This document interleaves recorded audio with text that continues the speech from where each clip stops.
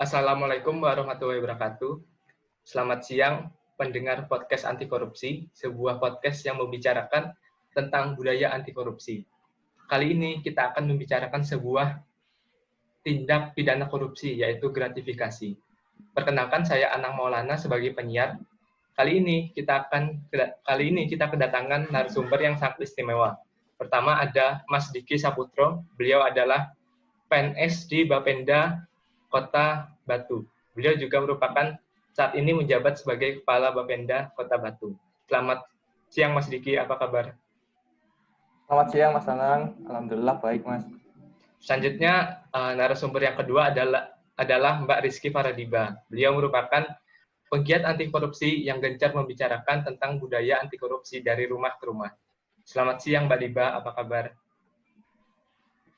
Halo, selamat siang. Kabarnya baik. Kemudian selanjutnya ada Mbak Indah Rahmah. Beliau adalah pegawai KPK di bidang pencegahan. Selamat siang Mbak Indah, apa kabar? Halo, selamat siang. Baik. Baik, langsung saja kita mulai. Seperti yang kita ketahui bersama bahwa korupsi ini adalah salah satu tindak pidana yang sangat luar biasa. Korupsi di Indonesia itu sangat masif dan terstruktur sekali. Nah, salah satu jenis korupsi yang sering kita jumpai adalah gratifikasi. Saya akan ke Mbak Rizky Faradiba dulu mengenai gratifikasi. Menurut Mbak Diba, gratifikasi itu bagaimana sih bisa sampai membudaya banget di Indonesia itu? Baik Mas Anang, terima kasih pertanyaannya. Jadi, pada awalnya praktik pemberian gratifikasi dalam bentuk hadiah itu sudah terjadi sejak zaman Sriwijaya dan zaman Kerajaan Majapahit. Berdasarkan catatan seorang biksu Buddha, yaitu Ising atau sebutan lainnya Yijing atau Zhang Wenming, pada abad ke-7 itu membenarkan terjadinya praktik tersebut. Pada abad tersebut, pedagang-pedagang dari Champa yang saat ini namanya Vietnam dan Kamboja dan Tiongkok datang dan berusaha membuka perdagangan dengan kerajaan Sriwijaya yang berada di Palembang. Berdasarkan catatannya juga, pada tahun 671 Masehi adalah masa di mana kerajaan Sriwijaya menjadi pusat perdagangan di wilayah Asia Tenggara. Dikisahkan bahwa para pedagang dari Champa ini dan Tiongkok pada saat kedatangannya ke Pulau Sumatera disambut oleh prajurit kerajaan Sriwijaya. Yang saat itu prajuritnya itu menguasai bahasa Melayu kuno dan Sanskerta, sementara pedagang dari Champa dan Cina ini hanya menguasai bahasa Cina dan Sanskerta berdasarkan kitab Budanya tadi. Nah, hal ini yang mengakibatkan terjadinya permasalahan dalam komunikasi. Nah, kemudian kalau keterkaitan dengan gratifikasi itu sendiri bagaimana, Mbak? Jadi begini, jadi di kerajaan Sriwijaya saat itu tuh sudah cukup maju. Dalam transaksi perdagangan, mereka menggunakan emas dan perak sebagai alat tukar, namun belum berbentuk mata uang, hanya berbentuk gumpalan atau butiran kecil. Sebaliknya di Champa dan Cina telah menggunakan emas dan perak. Dan satu lagi dia menggunakan tembaga sebagai alat tukar, namun sudah dalam bentuk koin, serta cetakan keong dengan berat tertentu yang dalam bahasa Melayu disebut tael. Dalam catatannya, Ising menjabarkan secara singkat bahwa para pedagang tersebut memberikan koin-koin perak kepada para prajurit penjaga pada saat akan bertemu dengan pihak kerabat dari kerajaan Sriwijaya yang menangani masalah perdagangan tersebut. Nah, adapun pemberian tersebut diduga bertujuan untuk mempermudah komunikasi. Pemberian koin perak tersebut kemudian menjadi kebiasaan tersendiri di kalangan pedagang dari Champa dan Cina pada saat berhubungan dagang dengan kerajaan Sriwijaya untuk menjalin hubungan baik serta agar dikenali identitasnya oleh pihak kerajaan Sriwijaya. Oh, jadi pada awalnya itu seperti bentuk terima kasih gitu ya, Mbak, sebagai pemberian bentuk terima kasih. Iya, betul sekali, Mas Anang. Namun, ketika Jika kebiasaan memberi hadiah terus terjadi, pemegang kekuasaan dengan sadar mengubahnya menjadi bentuk pemerasan. Hal ini dapat terlihat juga dari catatan Ising pada masa di mana sebagian kerajaan Champa berperan dengan kerajaan Champa yang maksudnya itu berperang sama Sriwijaya. Para pedagang Cina ini memberitakan bahwa prajurit-prajurit kerajaan di wilayah Sriwijaya tanpa ragu-ragu meminta sejumlah barang pada saat para pedagang tersebut akan menemui kerabat kerajaan. Disebutkan, jika para pedagang menolak memberikan apa yang diminta, maka prajurit ini akan melarang mereka untuk memasuki wilayah pekarangan kerabat kerajaan tempat mereka melakukan perdagangan. Disebutkan pula bahwa pedagang Arab yang memasuki wilayah Indonesia setelah sebelumnya mempelajari adat istiadat wilayah Indonesia dari pedagang lainnya, seringkali memberikan uang tidak resmi agar mereka diizinkan bersandar di pelabuhan-pelabuhan Indonesia pada saat itu. Jadi dapat disimpulkan bahwa gratifikasi ini sudah sejak lama itu sudah ada. Selain itu, gratifikasi ini kerap dikaitkan dengan kultur orang Indonesia yang gemar memberi apabila sedang meminta pertolongan kepada orang lain sebagai bentuk terima kasih atau bisa disebut dengan tips. Wah, penjelasan yang sangat bagus sekali, Mbak Diba. Terima kasih sebelumnya. Kemudian saya akan beralih ke Mbak Indah. Mengenai gratifikasi sendiri, sering terjadi kerancuan masyarakat awam mengenai pengertian gratifikasi dan suap. Bisa dijelaskan nggak sih, Mbak, bagaimana apa itu gratifikasi dan pengertian suap itu seperti apa? Baik, betul sekali Mas. Jadi sekarang ini tuh sering terjadi kerancuan di masyarakat mengenai gratifikasi dan suap. Kedua hal tersebut berbeda, tetapi memiliki kaitan dalam hal tertentu. Bisa dikatakan serupa tapi tak sama. Arti gratifikasi sendiri itu dalam penjelasan pasal 12B UU nomor 20 tahun 2001, di sana dijelaskan bahwa gratifikasi merupakan pemberian dalam arti luas, yakni meliputi pemberian uang, barang, rabat atau diskon, komisi, pinjaman tanpa bunga, tiket perjalanan, fasilitas penginapan, dan masih banyak fasilitas lainnya. Gratifikasi tersebut baik yang diterima di dalam negeri maupun yang di luar negeri, dan yang dilakukan dengan menggunakan sarana elektronik maupun tanpa sarana elektronik. Nah, lalu perbedaan antara gratifikasi dan suap itu seperti apa, Mbak? Pembeda yang jelas gitu. Nah, jadi dari definisi yang tadi saya sudah jelaskan, menunjukkan bahwa gratifikasi sebenarnya bermakna pemberian yang bersifat netral. Suatu pemberian menjadi gratifikasi yang dianggap suap jika terkait dengan jabatan dan bertentangan dengan kewajiban dari tugas penerima. Hal tersebut pernah dikatakan oleh Profesor Dr. Edi Omar Syarif, SHMH. Beliau adalah guru besar hukum pidana Fakultas Hukum UGM. Perbedaan gratifikasi dan suap itu terletak ada atau tidaknya meeting of mind pada saat penerimaan. Jadi pada tindak pidana suap, terdapat meeting of mind antara pemberi dan penerima suap. Sedangkan pada tindak pidana gratifikasi, tidak terdapat meeting of mind antara pemberi dan penerima. Nah, meeting of mind tersebut merupakan nama lain dari konsensus atau hal yang bersifat transaksional. Sementara Dr. Andes Adami Cazawi, SH, dosen Fakultas Hukum Pidana Universitas Brawijaya, juga membuat penjelasan mengenai perbedaan delik gratifikasi dengan suap.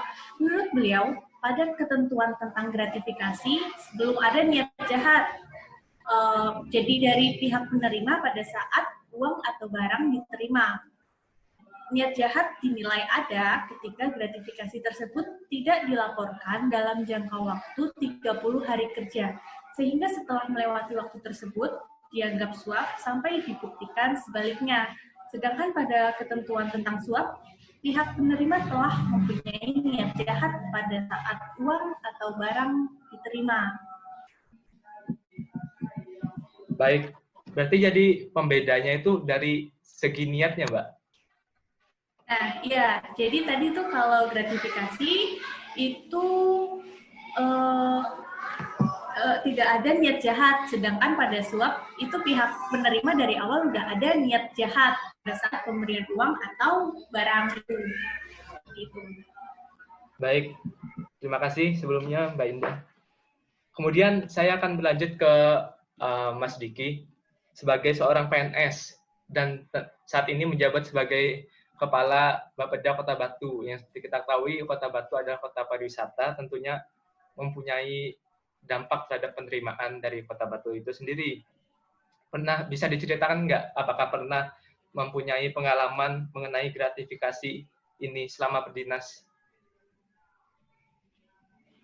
Wah, kalau pengalaman gratifikasi, saya sering, Mas. Terlebih lagi, posisi saya kan sebagai pegawai Bapenda yang sering keliling-keliling untuk melakukan survei lapangan gitu, Mas.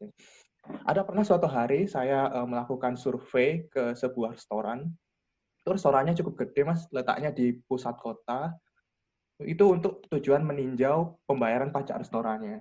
Nah, waktu itu sepertinya si pemilik restorannya tuh dari awal sudah tahu kalau saya dan satu teman saya itu adalah pegawai pajak dari Pemda. Jadi kami diperlakukan agak istimewa ya dibandingkan pelanggan-pelanggan lain dan disediakan ruang privat, Mas, saat itu.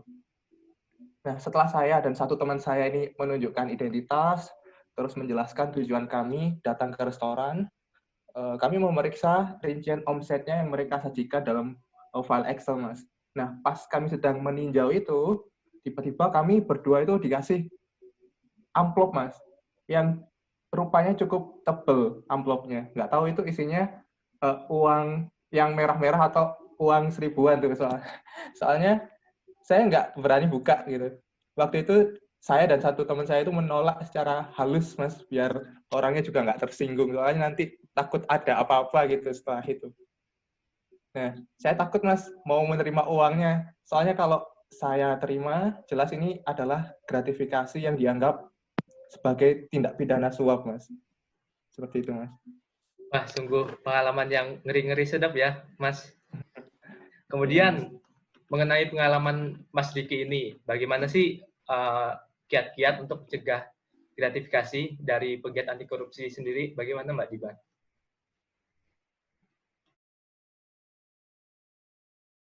Mbak Diba mau Sebelumnya saya sangat salut dengan keberaniannya Mas Diki dengan tidak menerima gratifikasi tersebut. Jadi perlu kita ketahui bahwa kiat-kiat untuk mencegah gratifikasi itu sebenarnya gampang. Ada dua. Yang pertama, tolak. Jadi sebisa mungkin kita harus menolak pemberian atau imbalan ataupun hadiah, pokoknya apapun bentuknya, yang tidak seharusnya kita terima. Apabila kita berada dalam tidak memungkinkan untuk menolak imbalan tersebut, maka gunakan cara yang kedua, yaitu laporkan. Jadi laporkan segala bentuk gratifikasi yang kita terima kepada pihak terkait. Nah, agar praktek-praktek tersebut dapat dihindari, penting juga membuat sistem integritas dari semua personil untuk menjunjung tinggi profesionalitas. Sistem integritas ini dapat berjalan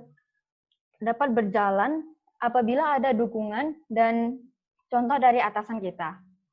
Serta sistem tersebut adalah bagian yang tak terpisahkan dari pengembangan karir seseorang. Bila integritas kita sudah terbangun, budaya perang melawan korupsi sekalipun hanya sekedar gratifikasi tersebut itu bisa dicegah dengan mudah. Begitu, Mas. Wah, tip yang sangat bagus ya, Mbak Diba.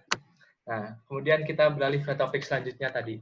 Tadi kan sempat dijelaskan oleh Mbak Indah bahwa gratifikasi itu banyak macam-macamnya. Ada uang, barang, bahkan komisi atau diskon itu bahkan bisa dianggap sebagai gratifikasi. Nah, sekian dari banyaknya objek gratifikasi itu, bagaimana sih modus operandi yang sering terjadi, bentuk-bentuk gratifikasi yang sering terjadi di birokrasi kita, terutamanya Mbak Indah? Gimana? Ya, baik. Jadi bentuk gratifikasi itu sendiri sangat beragam ya bentuknya.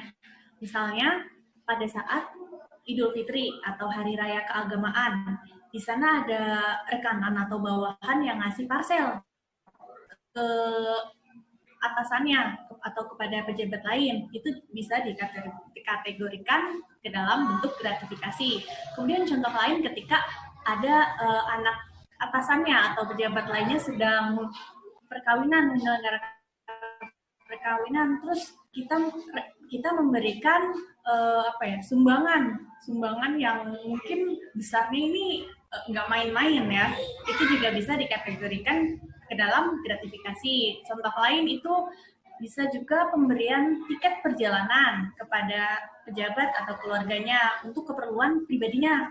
Kemudian potongan biaya atau pemberian harga khusus bagi pejabat untuk pembelian barang dari rekanan juga bisa. Kemudian contoh lain, hadiah atau souvenir pada saat melakukan kunjungan kerja. Dan masih banyak contoh-contoh gratifikasi lainnya. Seperti yang tadi disebutkan oleh Mas Diki juga itu merupakan contoh gratifikasi. Baik, melanjutkan tadi yang sempat dijelaskan oleh Mbak Diba, ada 2 cara kan untuk apabila kita dihadapkan dengan gratifikasi itu. Pertama, tolak dan menerima. Nah, maksud saya tolak dan melaporkan. Apabila kita tidak bisa menolak dan kita harus melaporkan, bagaimana sih cara melaporkannya itu, Mbak?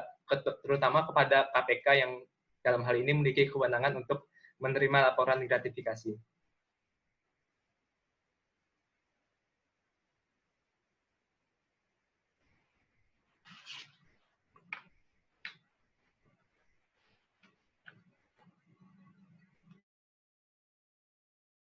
Sepertinya Mbak Indah sempat mengalami gangguan teknis. Saya lanjut ke Mas Diki ya.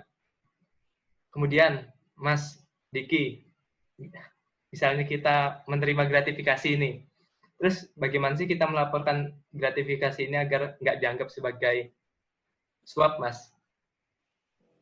Nah, itu kita harus lapor ke KPK, Mas. Gratifikasi itu gratifikasi bagi penyelenggara negara atau pegawai negeri itu adalah sesuatu yang wajib dilaporkan. Ada kewajiban melekat bagi penyelenggara negara atau pegawai negeri yang menerima gratifikasi untuk melaporkan kepada KPK, Mas. Selambat-lambatnya 30 hari kerja terhitung sejak tanggal gratifikasi tersebut diterima.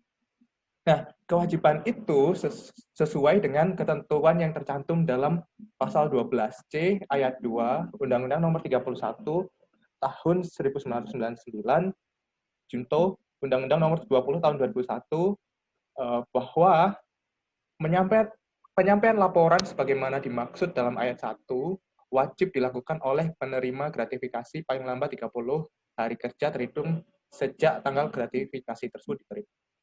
Berikut contoh gratifikasi yang berkembang dalam praktek yang wajib dilaporkan, Mas, oleh penerima gratifikasi kepada KPK. Antara lain, gratifikasi yang diterima, yang pertama itu terkait dengan pemberian layanan kepada masyarakat. Terus yang kedua itu terkait dengan tugas dan proses penyusunan anggaran. Selanjutnya yang ketiga terkait dengan tugas dan proses pemeriksaan, audit, monitoring, dan evaluasi. Lalu yang keempat terkait dengan pelaksanaan perjalanan dinas. Lalu yang selanjutnya dalam proses penerimaan atau promosi atau mutasi pegawai. Lalu dalam proses komunikasi, negosiasi, dan pelaksanaan kegiatan dengan pihak lain terkait dengan pelaksanaan dan kewenangannya. Lalu yang ketujuh sebagai akibat dari perjanjian kerjasama atau kontrak atau kesepakatan dengan pihak lain yang bertentangan dengan undang-undang. Lalu yang selanjutnya sebagai ungkapan terima kasih sebelum, selama, atau setelah proses pengadaan barang dan jasa. Lalu yang kesembilan itu gratifikasi yang dari pejabat atau pegawai atau pihak ketiga pada hari raya keagamaan. Terus yang terakhir, yang ke-10, dalam pelaksanaan pekerjaan yang terkait dengan jabatan dan bertentangan dengan kewajiban atau tugasnya, Mas, yaitu wajib lapor ke KPK. Wah, banyak juga ya, Mas, bentuk-bentuk contoh gratifikasi yang berkembang selama ini. Kemudian nih, Mas, saya ada pertanyaan. Mungkin ini juga pertanyaan dari teman-teman. Misalnya, kita mempunyai teman kecil gitu misalnya, Mas. Nah, terus misal dia adalah seorang pengusaha dan kita ini adalah seorang ASN seperti itu. Dia ingin memberikan kita kenang-kenangan. Apakah itu juga dianggap sebagai gratifikasi juga, Mas? Nah, mengingat begitu luasnya ruang lingkup dari gratifikasi, perlu juga diuraikan bentuk-bentuk gratifikasi di luar yang wajib dilaporkan, Mas. Karena secara prinsip terdapat begitu banyak bentuk pemberian yang sesungguhnya tidak terkait sama sekali dengan jabatan dan tidak berlawanan dengan kewajiban dan tugasnya, Mas. Sehingga gratifikasi tersebut tidak wajib dilaporkan. Nah, karakteristik gratifikasi yang tidak wajib dilaporkan secara umum adalah yang pertama itu berlaku umum, Mas, yaitu suatu kondisi pemberian yang diberlakukan sama dalam hal jenis, bentuk, persyaratan, atau nilai untuk semua peserta dan memenuhi prinsip kewajaran atau kepatutan, Mas. Lalu yang kedua, itu tidak bertentangan dengan peraturan perundang-undangan yang berlaku. Lalu yang ketiga itu dipandang sebagai wujud ekspresi keramah tamahan, penghormatan dalam hubungan sosial antar sesama dalam batasan nilai yang wajar. Dan yang terakhir itu merupakan bentuk pemberian yang berada dalam ranah adat istiadat, Mas, atau kebiasaan dan norma yang hidup di masyarakat dalam batasan nilai yang wajar. Nah, bentuk-bentuk gratifikasi yang tidak wajib dilaporkan itu diantaranya pemberian karena hubungan keluarga, yaitu kakek atau nenek atau ibu atau bapak atau mertua, suami istri, anak menantu, cucu, besan, paman, bibi, adik kakak, dan lain sebagainya, sepanjang tidak memiliki konflik kepentingan, Mas. Lalu yang kedua itu hadiah atau tanda kasih dalam bentuk uang atau barang yang memiliki nilai jual dalam penyelenggaraan pesta pernikahan, kelahiran, akikah, baptis, khitanan, dan lain sebagainya, Mas. Itu dengan batasan nilai pemberi dalam setiap acara paling banyak adalah 1 juta rupiah, Mas. Lalu yang ketiga itu pemberian terkait dengan musibah atau bencana yang dialami oleh penerima bapak, ibu, mertua, suami, istri, anak penerima gratifikasi paling banyak itu 1 juta rupiah. Jadi kalau lebih dari itu wajib dilaporkan. Terus yang selanjutnya pemberian sesama pegawai dalam rangka pisah sembur, lalu pensiun, promosi jabatan, dan ulang tahun yang tidak dalam bentuk uang atau tidak dalam bentuk atau tidak berbentuk setara uang yang paling banyak Rp300.000 per pemberian per orang dengan total pemberian 1 juta rupiah dalam satu pemberian sama. Lalu yang selanjutnya itu pemberian sesama rekan kerja tidak dalam bentuk uang atau tidak berbentuk setara uang, cek, biliet giro, saham, deposito voucher, pulsa, dan lain-lain. Paling banyak itu Rp200.000 per pemberian per orang dengan total pemberian maksimal 1 juta rupiah. Dalam satu tahun dari pemberi yang sama, Mas. Lalu yang selanjutnya itu hidangan atau sajian yang berlaku umum. Terus yang selanjutnya prestasi akademik atau non-akademik yang diikuti dengan menggunakan biaya sendiri seperti kejuaraan, perlombaan, dan kompetisi tidak terkait dengan kedinasan, Mas. Lalu yang selanjutnya itu keuntungan atau bunga dari penempatan dana, investasi atau kepemilikan saham pribadi yang berlaku secara umum. Selanjutnya, manfaat bagi seluruh peserta koperasi, pegawai berdasarkan keanggotaan koperasi, pegawai negeri yang berlaku umum, lalu seminar kit yang berbentuk seperangkat modul, dan alat tulis serta sertifikat yang diperoleh dari kegiatan resmi kedinasan seperti rapat, seminar, workshop, dan lain sebagainya. Lalu yang ke-11 itu penerimaan hadiah atau tunjangan, baik berupa uang atau barang yang ada kaitannya dengan peningkatan prestasi kerja yang diberikan oleh pemerintah sesuai dengan peraturan perundang-undangan yang berlaku. Dan yang terakhir itu diperoleh dari kompensasi atas profesi di luar kedinasan, Mas, yang tidak terkait dengan tupoksi dari pejabat atau pegawai, lalu tidak memiliki konflik kepentingan dan tidak melanggar aturan internal instansi pegawai. Seperti itu, Mas. Baik. Wah, penjelasan yang sangat panjang dan lebar sekali ya, Mas. Baik, jadi dapat saya simpulkan dari pembahasan kita ini bahwa gratifikasi adalah pemberian dalam arti luas kepada penyelenggara negara. Gratifikasi menjadi salah satu bentuk tindak pidana korupsi apabila tidak dilaporkan paling lama 30 hari kerja kepada KPK. Gratifikasi yang tidak dilaporkan akan menjadi bentuk penyuapan. Jadi itulah inti pembicaraan kita pada siang kali ini. Kemudian saya mengucapkan terima kasih yang sebanyak-banyaknya kepada narasumber kita, ada Mbak Diba sebagai penggiat anti korupsi. Semoga gerakan budaya anti korupsi ini semakin mengakar di kehidupan berbangsa. Dan selanjutnya saya ucapkan terima kasih yang sebanyak-banyaknya kepada Mbak Indah dari bidang pencegahan Komisi Pemberantasan Korupsi. Semoga kampanye pencegahan dan kampanye anti korupsi di Indonesia semakin giat ya Mbak Indah. Baik, terima kasih banyak Mas Anang sudah diundang pada kesempatan kali ini jadi narasumber, bisa sharing-sharing tentang gratifikasi dan suap. Baik, selanjutnya saya ucapkan terima kasih yang sebanyak-banyaknya juga kepada Mas Diki dari Bapenda Kota Batu yang sudah sharing-sharing mengenai pengalamannya. Saya juga mengucapkan terima kasih, Mas, sudah diundang ke acara diskusi ini, Mas. Baik, sekian podcast budaya anti korupsi dengan tema gratifikasi kali ini. Semoga kita dapat berjumpa di kesempatan yang lain dan semangat anti korupsi di Indonesia semakin maju dan semakin membudaya. Baik, saya ucapkan terima kasih. Wassalamualaikum warahmatullahi wabarakatuh.